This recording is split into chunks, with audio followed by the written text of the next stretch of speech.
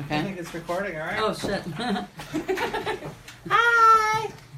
Alrighty, we are going live. Where's my headphones? And hello, Vancouver. Hello. We are on Talk Recovery Radio. We got a bit of a 10-minute late start. We've got some technical difficulties today. Unfortunately, our phones aren't working, and we're not able to talk to Mr. Dr. McKenya in Scotland.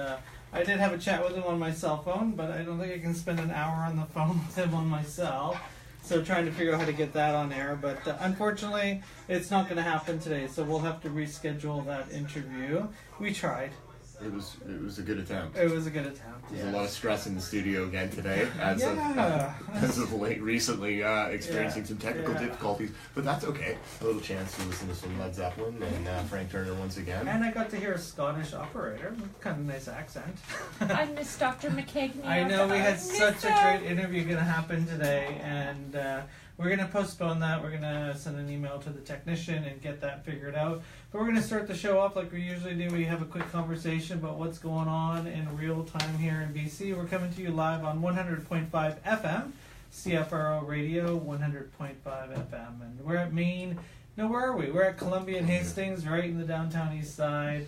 And it's a dreary day. It's all rainy outside and so forth. So I know. I feel bad for the people that are out on the step and trying to keep dry in the downtown east side. Yeah, there's about 15 people sleeping right next to the door to get into the studio, and an argument going on as well, and all that kind of stuff. So it's just another sad day in the downtown east side. Yeah. Well, I mean, on a lighter note, the buddy of mine that I ran into You did 2 weeks ago down here on 40 milligrams of methadone, literally walking in circles on a daily basis, trying to score as much money for heroin as he can. And when we spoke, he was just defeated at the idea of not finding anywhere to go that would take him off the methadone. And you know what, like he is the epitome of someone that should use the methadone, you know what I mean, like to sort of, you know, get him in a state of moving in a direction towards seeking help. But again, if treatment is not going to help him wean off methadone, he's defeated, as he knows what life can be like with abstinence. So he just called me. Did he? I couldn't pick up the phone because I thought we were going on air. Yeah. But he left a message. He's in the detox right now, and you know, we found a place that will help him get to the place he wants to be. Nice. So. Hey, that's awesome. Yeah. So we're doing a bit of a 12-step call. Yeah, that's good. Another angel got its wings. Well, I mean, who knows? You know, like Merry Christmas. you know, I'm a realist. There's also a good chance that he gets clean and relapse and winds up down here again, and you know what I mean. Like this doesn't mean he's going to live happily ever after. Exactly. Yeah. And you know, things aren't getting any easier for him to maintain an abstinent life. And that's why connections are so important. I mean, we talk about it usually in the summer when I get really heavily involved in community events, and it's all about connections that we make with each other. And everybody kind of thinks that, I mean, like just on happy days, it's like we need to make these connections so when there's bad days, there's people you can rely on, because those are the times when you need the connections. It's like an accidental bumping into somebody after we're leaving the show last week, and there's just that reminder. It's like, hey, you know, you can recover, and you did before, and you can again, and just that reassurance that there is a life out there for you that you deserve, and it happens. Yeah, I mean, even just approaching the door, like, I'll be honest with you, you know, it's not that I don't understand what's going on for these people. It's not that I don't understand that they're very sick. But you know, in this area, there's a lot of unpredictability and violence, and you know, the fact of the matter is, it's like I can't believe that sometimes I drive down here and look at this and feel so separate from what's going on. Yet at the same time, like what happened a couple weeks ago, like I know someone that's walking up We know this lots street. of people, I think that was a topic that came up in that BC substance Marshall's gonna kill me. Yeah, BC Center on Substance Use. Okay, thank Yeah. you. Sorry, Marshall. But yeah, so that talk they had where they got everybody's ideas, and it was like, what's the wish list or whatever. And the thing is that if people don't have that connection, don't have somebody where they can say like, hey, can you help get me into treatment? It really does become a thing where, like, I remember my brother trying to figure out how to get into treatment, and he was like looking through the blue pages in the back of the yellow pages or whatever. Yeah, That's some people what I'm just saying. don't know. They only rely on what's on the internet and who's got the bigger marketing dollars, and sometimes they walk into the wrong person who just, doesn't believe in treatment and all that kind of stuff. And so it's unfortunate that you need to rebuild that community of many different lenses, many different people. That includes doctors and psychiatrists and nurses, but also includes people. Hopefully.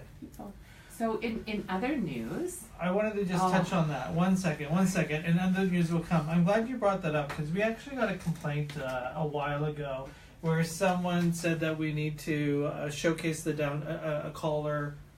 a listener called in and said, that we should focus on the strengths of the downtown east side and show the downtown east side positively. And I think it was one of the days when we were coming in and we had mentioned how there was, I think there was 4 or 5 people actually cooking heroin and doing their hits right in front of the doorway into the studio. And we had talked about it, and we got a complaint. And it was just like, we focused too much on the negative. So I did call the person back. I never did get through to them, and there was a message. But as a station and as a show, we take those calls serious, and we take this community serious. That's why we're here, is to add some type of solution to the madness that's going on. And then I thought, I'm not going to sugarcoat it. And so I talked to the station manager and said, but that's my experience. Like, I have to walk over someone cooking heroin, and that's my experience. You can't tell me that I can't have my experience and I can't have my feelings, and that's my reality. Like, I'm sorry, but it's not okay. There's I believe we should have more consumption sites, and I do. I'm not saying there shouldn't be any, but I'm also saying I shouldn't have to walk over somebody to get into my place of work, and I just thought is that where society's ending up, where we can't even tell our own truths? It's like I wouldn't want to hurt anybody, or it's like I have a right to experience what I need to experience to get through my day, and I'm not being mean and I'm not being shameful. I want to help that person. I'm doing this to make sure people know that recovery is possible. it is a bit like walking into a totally different world when I come down here from Burnaby, New Westminster. It's different. I'm not gonna lie, it's different. I've never, my father lived and died in the downtown east side, and he would never let me come here. He's like, oh, that's no place for a lady. And he wouldn't let me visit him, which there's a whole other scene with that. But yeah, I often think the irony of the fact that I come down here once a week, and we do this as a part of service. We're not getting paid. It's a volunteer thing, and we've done it for 4 years, and we've done it. We've done our best. We do this like we're getting paid. You know what I mean? We show up. Yeah, and it is because we care. But the other part, even when we were just walking in, there was a man and a woman. I think they were having an argument, girlfriend, boyfriend kind of thing. Yeah. And the guy was like, what are you talking about? I had a needle in my neck. What was I supposed to do? And it's where do you learn these conversations? Where do you hear that? I had a needle in my neck. It's where else would it be? I mean, I get it. Yeah, it's just a different world. Okay, so on that topic, I'm just trying to think of what are the strengths? What are the strengths? Community. Of the downtown east side. Community, definitely community. These people. But this is also a community that's of good people, of genuinely good, sincere people like us, but built on these vulnerable people. It wasn't always that way. Especially with Chinatown and the different things, the history of the downtown east side, and even like the buildings in the downtown east side, and the downtown east side, like I actually did one of those walking tours one time. It's actually pretty amazing. Like the history of the downtown east side, it was not always this way, and I don't know, like I would like to see like almost like a revival of some sort. But I mean, there's a lot of sickness down here. There's a lot of sick people, a lot of marginalized, vulnerable people because of the SROs, and it's like the only place that people can afford to live. Yeah, but I mean, there's also a point that a lot of what people would consider the strength of the downtown east side are the exact institutions that are keeping these people marginalized. Mm-hmm. They're keeping them down here. Like an example of our friend that cannot find his way out. And yeah, he brought himself down here. Yeah, he should have stayed clean, when he had the other opportunities while clean to keep himself from returning to this spot. But like just the way things have been going, it's difficult to see what some of the positives are. In my political science class, we talk about a lot of different things, obviously to do with politics, but about, this might get a little touchy, but about open camps, basically. And there have been people that have suggested that basically the downtown east side is like an open like prison camp, in terms of like the government keeps people within certain parameters and scooches them back into this area where they are managed, and that's like. Is that what you're taking in school? Oh my goodness. Well, it's not the only topic, but it is. Yeah. It does come up, and there are some valid arguments that would. I mean, at the end of the day, I think people have the right to choose their destiny, and I think a lot of that happens here, and it's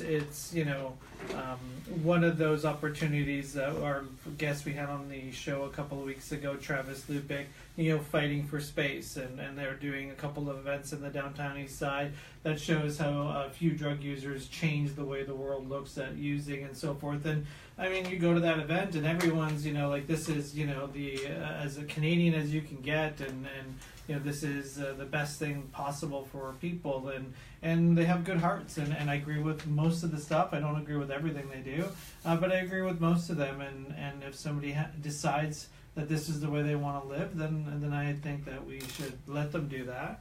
But I also think that we also should let people that want to do recovery have easy access to it. And that was one of Dr. McKenna's topic. If he was going to be a guest on our show, he's got research that shows the majority of clinicians are saying, you're not going to stay clean, so don't bother trying. And so that kind of mentality actually has a ripple effect on people, and so they stay sick longer, because when the person in the white lab coat is saying, you're probably going to die if you don't take this medication, that has an effect. And no one's really looked into that, but he has in Scotland.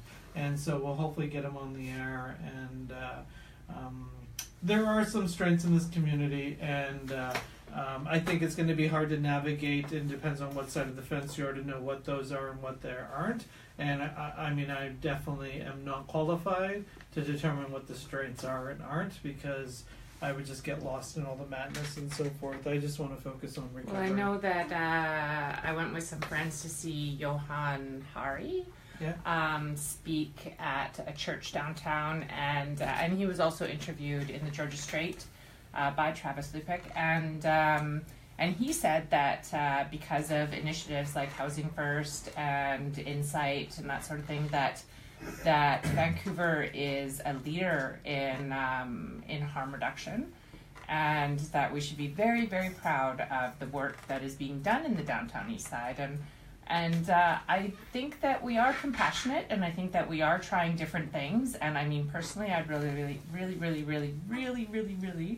dream and hope and wish and pray that Riverview is reopened as a way to help alleviate and provide housing and resources and all those things, and mental health supports. But yeah, like, I don't know, like, personally, like, I'm not there yet. Like, it's really hard for me to say, like, yeah, I'm really proud of the downtown east side, when, there's literally like a dozen people on the doorstep, like 3 are sleeping. Yeah. Like, the others are, like, it's just, sorry, I'm not there yet, but, like, I do think that there's a lot of energy going into how do we get there? And I think there's just a ton of people on every side, harm reduction, abstinence based, like, you know, this, that, and the other thing, smart recovery, like there's so many different ways, right? And we're all on board and we all want like the same thing. We want to see people, you know, succeed to the best of their ability. So I think we'll get there. I think we should treat it like a natural disaster.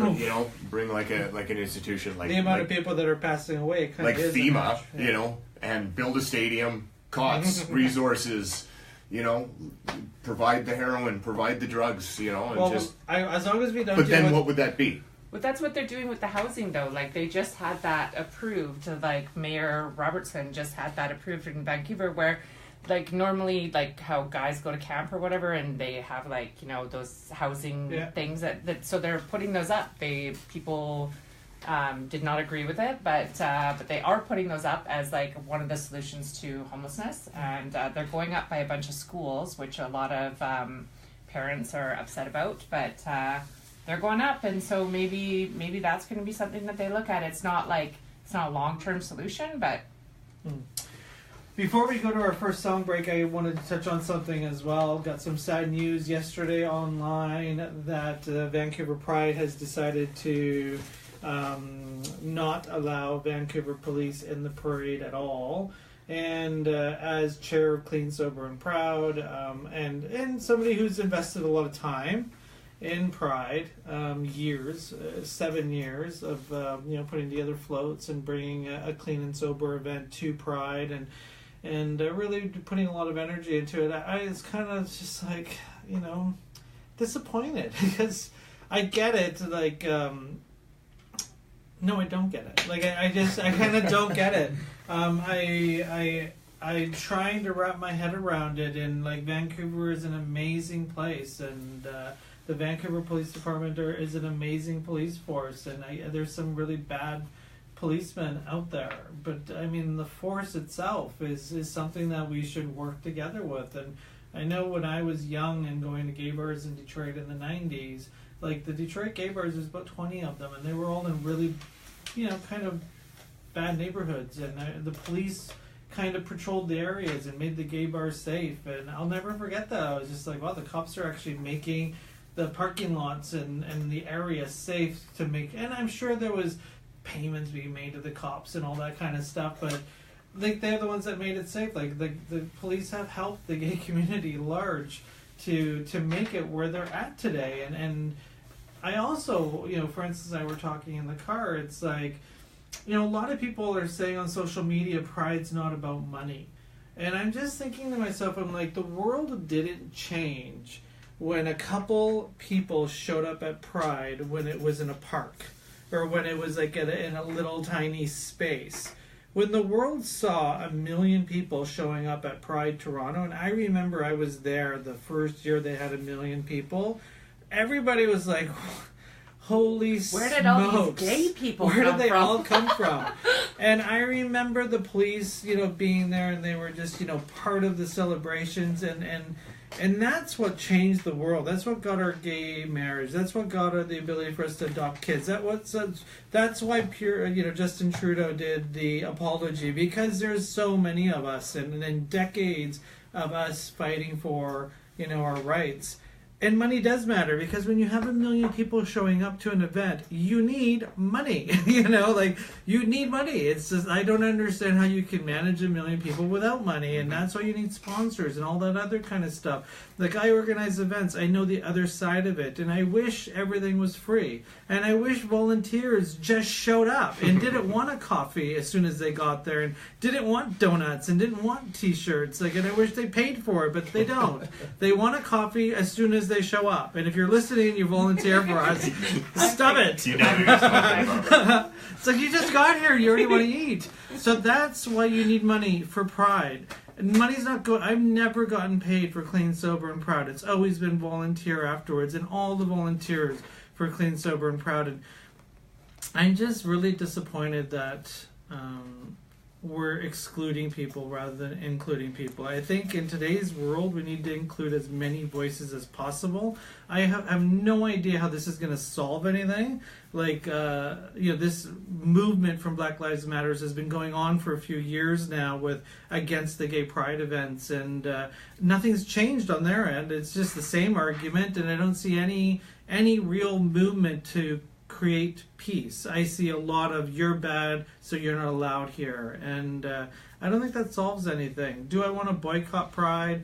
I don't know. It's going to be hard for me to be proud at Vancouver Pride Parade this year with a big float, where a couple hundred people have volunteered to put together all that energy, of all different races and backgrounds and diversity, and we don't even look at what color you are when you're part of our float.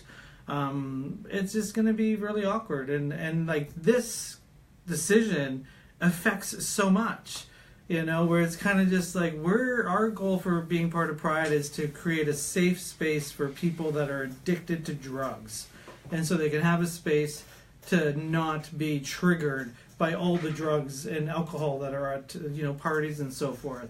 And I'm not boycotting Pride because, they have a liquor company that sponsors them. Like, I know my place in the world, and I don't know, it just brings up a lot of feelings, and I love a good party, and I love building floats and all that, but yeah, I'm going to have to do some work around it. I'm just going to have a really hard time being proud in an event like that, because I'm not proud of it anymore. I'm kind of actually disappointed in it. It's just like, really?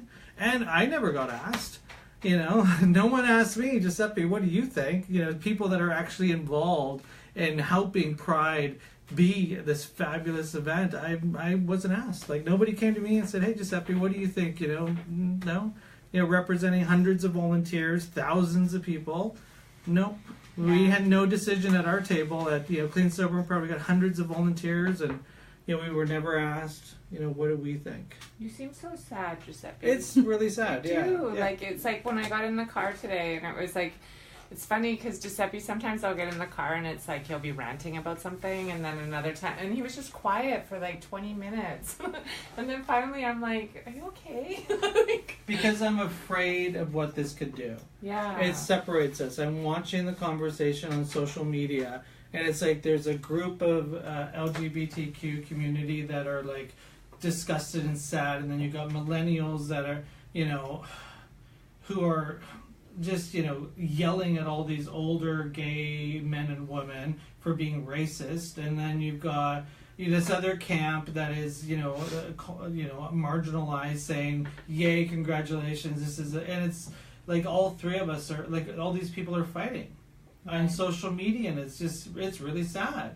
Like, what is this going to do, and what is this going to do for the new police officers that are becoming, new cops? They're just like, yeah, screw you guys. You don't support us, we don't support you. And I am very comfortable where I'm at. I don't feel I'm marginalized or anything. I'm okay with where I'm at. The gay movement has made me a great person, and I'm comfortable. I have no problems in life, and I know that some people do. So let's communicate and figure out how to continue making the gay movement work for you, but without taking away all the work I did and my other friends did 10, 15 years ago. Yeah, and I think in terms of like recovery and addiction and stuff, right, it's like, I know like again and again I've seen people come into recovery where embracing that part of their sexuality and being okay with it and being like, this is who I am, and embracing it and going forward and also being surrounded by community, like the Clean, Sober, and Proud. Like like to be a part of that and see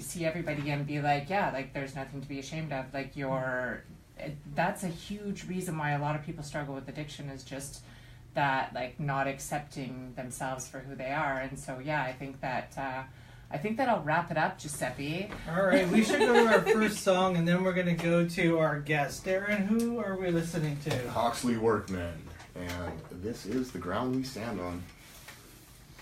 Thanks, Dan.